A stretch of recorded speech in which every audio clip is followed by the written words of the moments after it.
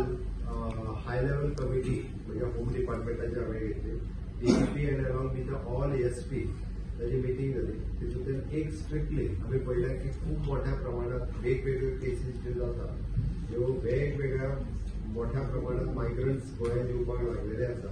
हाज्या खातीर आमकां दिसून येयलें म्हणून 100% टेनंट व्हेरिफिकेशन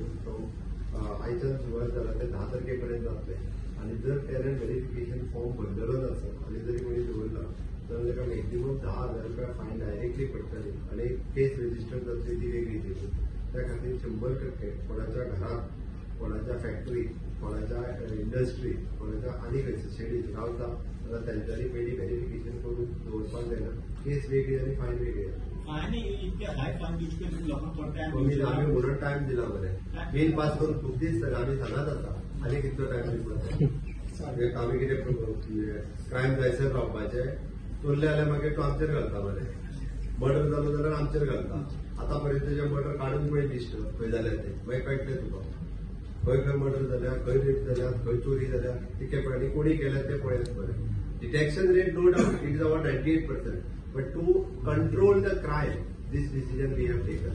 तर क्रायम कंट्रोल करतलो आसत जाल्यार इतके स्ट्रिक्टली लोकांनी इतके कॉपरेट करपाक जायना मागीर कित्याक काडून चोरांक आपल्या घरांत दवरपाक जाय ते कळना चोरल्या उपरांत आमकां सोदूंक सांगता सगळ्याक वचून आमच्या पुलिसांक वचून तांकां वेगवेगळ्या राज्यांतल्यान धरून हाडचें पडटा